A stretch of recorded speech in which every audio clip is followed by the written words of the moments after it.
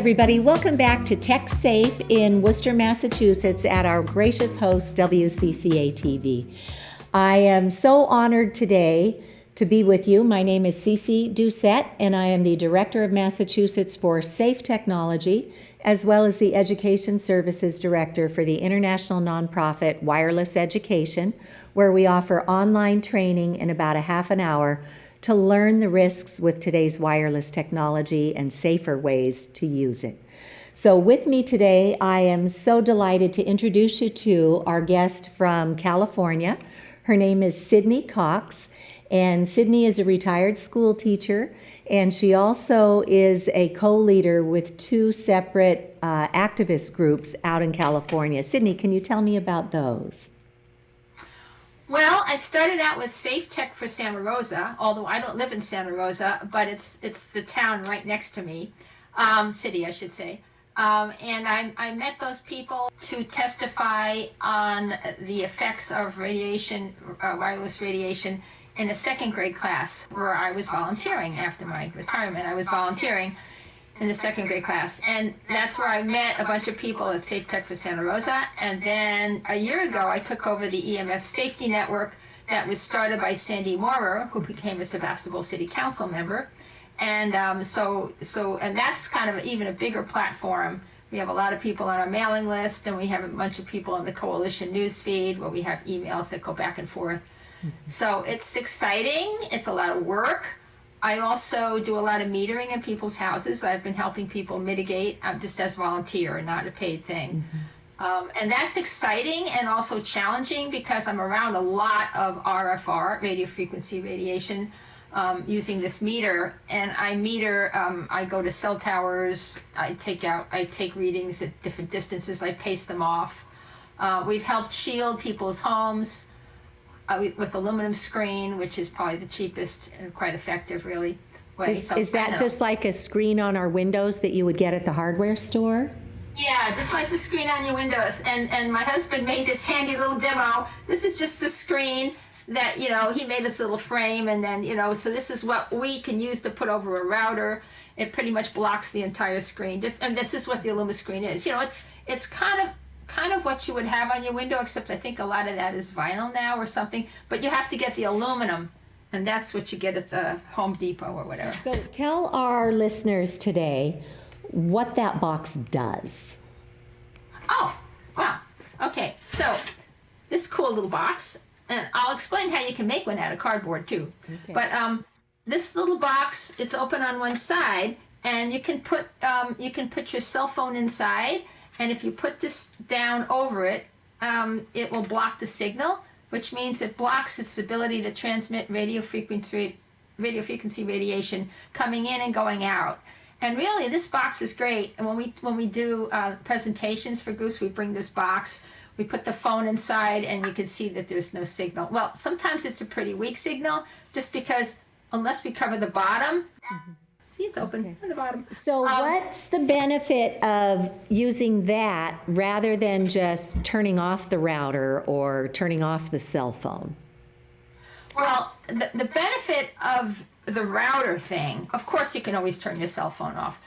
The benefit of a lot of times it's hard to turn a router off.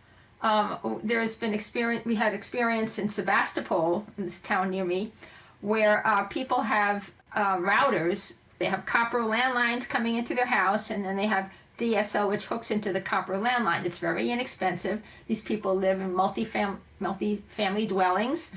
They're low income, so they do it as inexpensively as possible. So they all have DSL. But anyway, the routers that Sonic uses cannot be turned off. The RFR cannot be turned off. We have called them repeatedly. They have. But the meter says, no, they haven't. It's still just as strong. So in desperation, we started making these boxes. Well, actually, this is the easiest. You just take a box, you repurpose it by lining with aluminum foil, and just putting it right over the router, and that works pretty well, except you have to make sure that it's not getting hot. You have to feel it and make sure it's not getting hot. Or you can cut some windows in there, but just line it with aluminum foil. Every once in a while, put your hand under there and test it to see if it's getting hot. The best thing really would be to create something like this where air can easily move through, but this requires a little, you have to you have to staple the screen on, you have to make a little frame. You could probably just cut big holes and then you can make a frame, but anyway, that's what the only hope that we've been able to offer these people is just shield these routers because we can't. And that's fantastic because you don't need the Cadillac version. A little Yankee ingenuity will go a long way to fixing a problem. There are products you can purchase. There are router guards you can purchase. There are shielding fabrics you could purchase. And to your point with the aluminum foil, my family was traveling recently and my daughter wound up in a hotel room that had one of these wireless access points right on the wall. And the next morning she said, "Mom, I did not sleep well." So I went down to the restaurant at the hotel and I said, "Could I just have a big sheet of aluminum foil, please?" And they said, "Sure." They went and gave it to me. I jumped up on the desk and just covered that router with the aluminum foil, and she slept great the next night. So it doesn't have to be, something fancy, but getting your sleep, I think, is probably one of the best things we can do is to protect our sleeping areas. So you mentioned to me in another conversation that you also use shielding fabrics for certain purposes. Can you talk us through when you might use a shielding fabric and what the fabrics are? Oh, yeah. Well, let's see. I have a little sample someplace. I'll find it in a minute. Okay. Fell out of my box. Oh, here it is on my lap. Believe it or not, this is something like $60. It's crazy expensive. And you can put your cell phone in here, or you can actually put this around a router. This is this very small version, but there's something called Swiss Shield Ultima, and it's a white cloth, and it feels very cottony, and you can put it on a bed. You can sleep under it. You can kind of put it by your head if you're in a hotel. I was at Burbank Airport in Southern California, and I always carry it with me when I'm traveling. And I had the meter, and the meter said the levels were well over 1 million in most places in the airport. And 1 million, well, you don't want anything over 1,000. You never want to be in long term, and I get reactions over 1,000 microwatts per meter squared. 100 or less is what you want for long term. But anyway, 1 million is awful, and I could feel it. My head gets really tight right here, and I feel palpitations. I feel very anxious. So I just took out my sheet, and I wrapped it around and put it under my chin, and just wrapped it around. People in airports, they all look kind of weird anyway. Yeah. But it helped a lot. It helped a lot so I could be calm and wait for the plane to come. But anyway, there's also something else that we've used for a friend of mine. We built her a 8-foot by 9-foot Faraday cage. We did use wood to build her Faraday cage. It's not, she calls it her sleep unit. It looks like this, except it's, much bigger, 8-foot by 9-foot. We have, slats like this, but we stapled aluminum above. We pulled up her wall-to-wall carpet underneath. We put it underneath. It's 365 and up top and bottom. But there's a window on the side of her cage. So we couldn't block the window with the screen. She wants to be able to open and close a window. So we hung a really nice curtain. And you can get those curtains. There's Faraday Defense curtains that you can get on Amazon. And they have grommets at the top, so you can actually hang them over your window. And, sorry. And I told my alternative health practitioner about these curtains, and she purchased a bunch of them for her big picture window in front of her office where there's a small cell really close. And I thought, I'm sorry, I can't come back here anymore because look at that small cell. And they had just moved to this new office. So I think she got 5 of them, and they're $175 each for just this panel like that. So she got 5 of them, and she completely covered her window, and it brought the levels down in her room about 1,000. Wow. Not great. I wouldn't want to be around 1,000. Yeah, I know the scientists say outdoors you should be at 1,000 if you can get it down to 1,000, so long as you're not spending a quantity of time under that exposure, if you're just passing through. And then if you have a clean place to detox at home, and at home they want us to be no more than 10 microwatts in our sleep areas and no more than 100 indoors.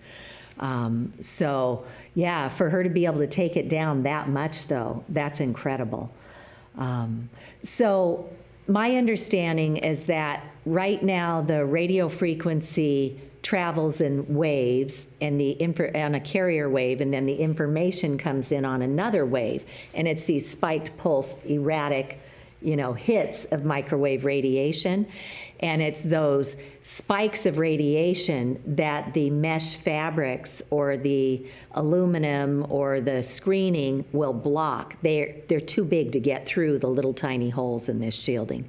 So if, in my layman's terms, did I hit that right? Is that why we're doing the shielding? Okay, good. Yeah. So, Sidnee, you shared with me, we do a monthly kind of, you could call it a strategy meeting at Massachusetts for Safe Technology every month. And that's usually the third Wednesday of the month at 12 noon Eastern. But we love to have people from all over the country. We have friends from Canada who come, colleagues from Europe. And you always join us when you can from California.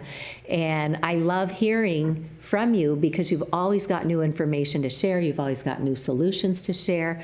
And one of my favorite ones was your neighbor's cat, right?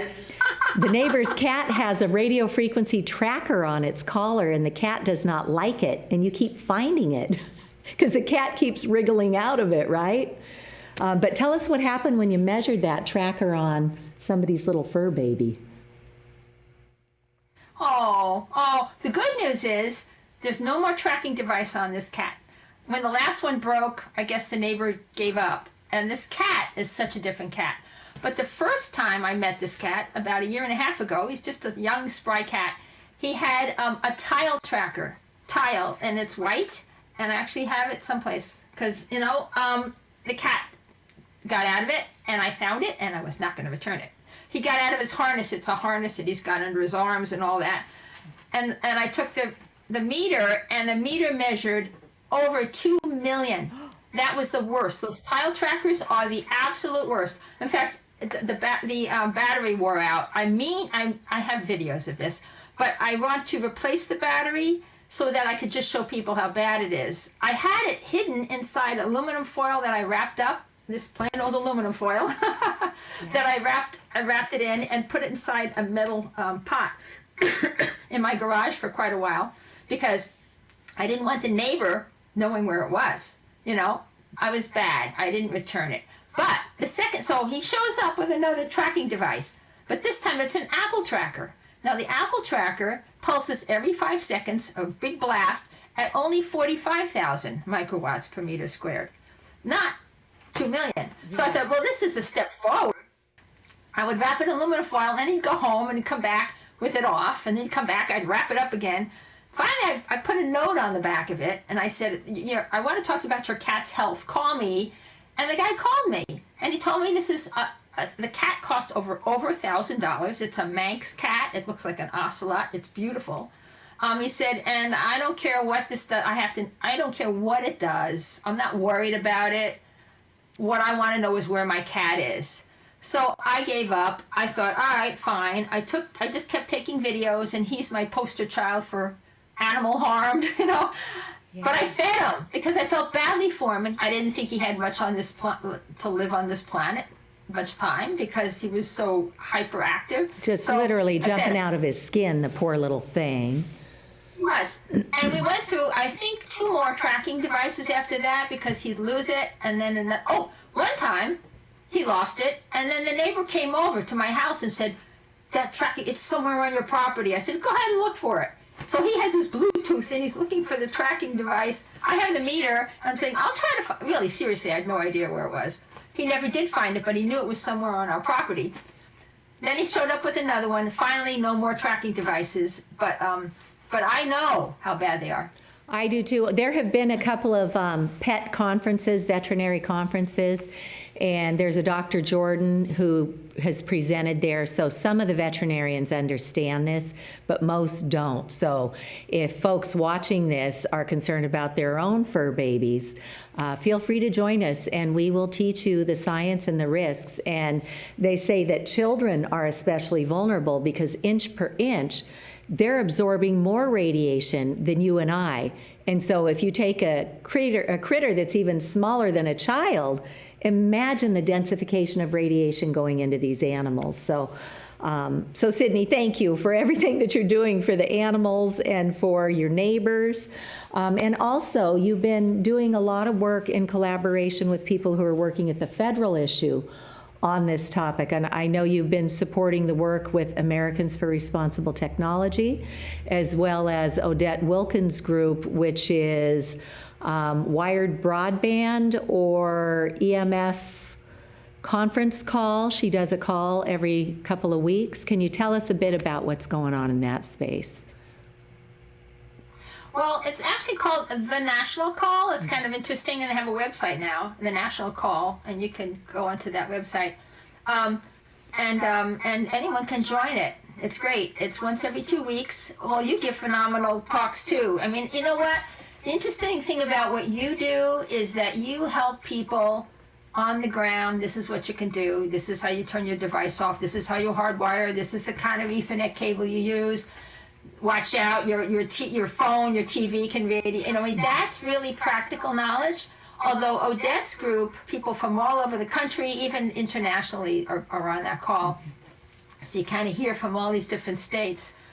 What she's tracking are the federal bills, and the most egregious one is HR 3557. That will take away all local control.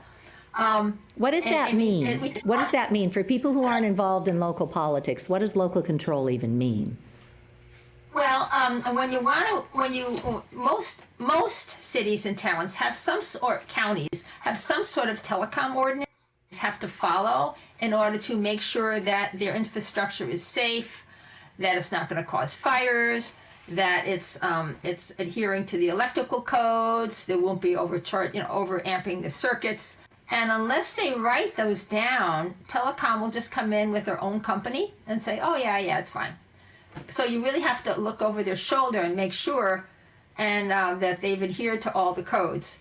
So right now, the problem is, especially at Santa Rosa, I was just at a Santa Rosa council meeting the other night, and they don't have anyone who can do this kind of work. It's not just a regular electrician can't come along and do it. You have to know about this, and you have to do the deep dive.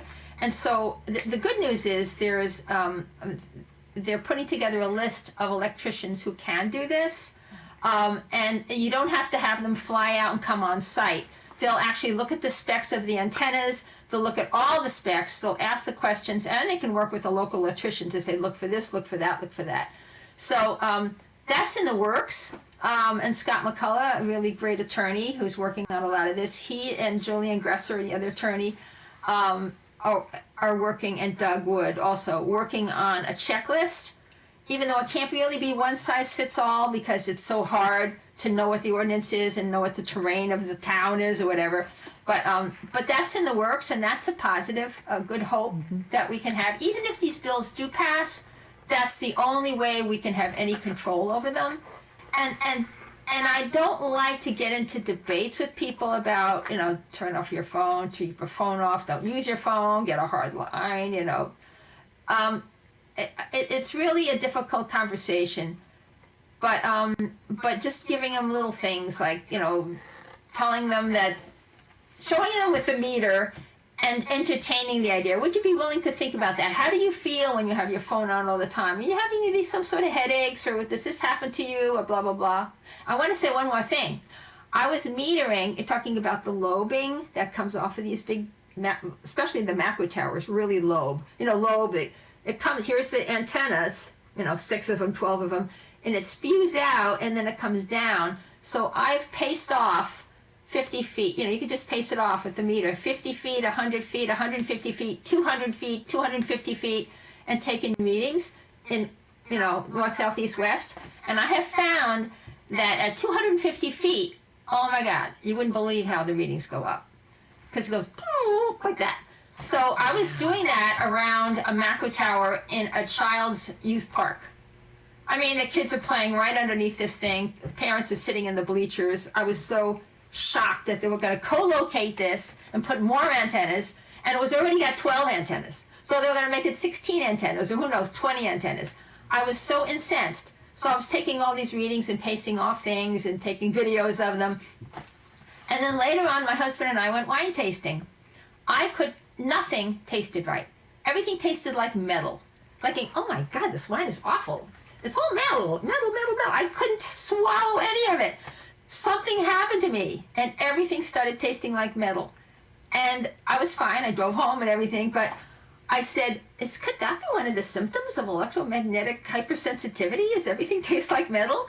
And sure enough, metallic taste, I found out later, is one of the things. So now I have to be very careful. I've taken so many readings from so many towers and so many homes with really intense Wi-Fi routers that I have to be careful. I get this pain, this tight feeling around my head, behind my eyes. Mm-hmm. So I just have to wear my little hoodie, and I have to limit my time, make it much faster. You can take readings much faster. Although ideally, it's good to take them sort of like at a 2-minute. You can't just go in, turn the meter on, and go, okay, 5 seconds, done. You should really do it for 2 minutes. You hold it for 2 minutes, you wave it around. 2 minutes isn't even great, because Mary Dahl, my friend with the Faraday cage that we built, I bought her one of these meters, and she's taken hundreds of readings, all different times of day. She's found that at 10:30 at night, it's the worst. Because something's happening at 10:30 at night. They're gathering, it's a small cell, not a macro tower. It looks like an upside down thimble. Yeah. At that time of night, it's feeding something out. It's collecting and feeding. I don't know what it does. It's sort of like regurgitating everything at that time of night. So anyway, that's what we've discovered. And every time, she calls me every other day. Oh, I have to tell you the readings in my kitchen. They were 9,000. Oh, I have to tell you the readings in my... In fact, tomorrow, my husband and I are going to her house again to put more. We've stapled, not only have we built a Faraday unit to sleep in, but we've now stapled aluminum screening to the ceiling of her kitchen. But we've only done it so far as her kitchen table. And she says that as soon as she gets past that, the levels jump much higher. So tomorrow we're going to staple more aluminum screen to her ceiling so she could at least eat in her kitchen and not be, not have 9,000 microwatts, microwatts. Oh my goodness. Sidney, that is just, and they are putting these small cell antennas at the curb outside of people's homes all over the country and all over the world. But, like you said, there's a lot of good news out there. In Stamford, Connecticut, Representative David Michel had been working with us for a number of years to learn about the wireless radiation issue. He brought some of us in to a lunch and learn caucus with his legislative colleagues a few years back. And then just this fall, he had Blake Levitt, who's a medical research journalist who used to write for the New York Times and elsewhere. She's published extensively on this with some of the leading scientists. They had Dr. Rob Brown, who's a radiologist. They had Dr. Deborah Davis from the Environmental Health Trust, and others who came in and taught the city of Stamford why you don't want these small cells at the curb. Well, come to find out, the industry had kind of seduced the governor of Connecticut. The governor then turned around with industry and said, we're going to roll out this plan for 5 of our major cities in Connecticut to put these small cells in at the curb inside people's neighborhoods. So after this expert presentation was given, the Land Use Committee in Stamford, Connecticut voted no. We don't want the governor's deal. We don't want these at the curb in our community. So I think it really does come down to education, because the industry is spinning disinformation left and right, saying there's no harm. The whole thing that New Hampshire, when they investigated this at the state level with their commission, they document the harm. They document the corruption with the wireless industry and even our federal agencies, the FCC and the FDA. So most people have no idea this incredible document exists. So that's why we're just so grateful to have the opportunity to be able to bring people together and educate, because once we know better, we can validate the facts. I tell people, don't take my word on any of this. Go look at the independent, non-industry funded science for yourself and see where you land. But Sidnee, I wanted to give you a shout out because you said you were volunteering with one of your friends in a second grade classroom who's the teacher there. And what happened when you went into that classroom? Oh my goodness. Oh my goodness. Well, and we only have like a minute and a half. Okay. What happened? Okay, minute and a half. I noticed really high levels because the skin on my arms was standing up. So I thought, oh my gosh, I have to do something. I won't be able to be in this classroom. So I took, I used foam core and I made a box, a nice box, right? And I lined it with aluminum foil, and yet the kids could still use their Chromebooks.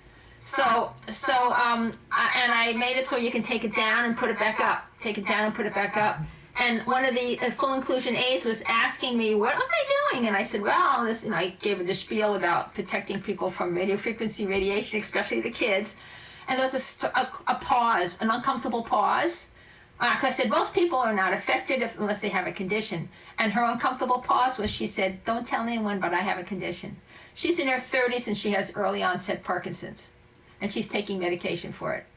And oh my God. And she said, she even asked, when she went to UCSF to find out about it, we got her diagnosis, do you think it could be my cell phone? I always have it on. I had it on all the time when I was nursing my daughter. She's got ADHD. Could this be causing it? And he said, oh, no, it hasn't been proven. So she looked at me and she said, she was mad at me, kind of. She said, why would you know more than a UCSF doctor about this? I said, oh, no, I told you this. Oh, no, I really don't know that much. Really, I'm not an expert. It's just that doctors have to know so much.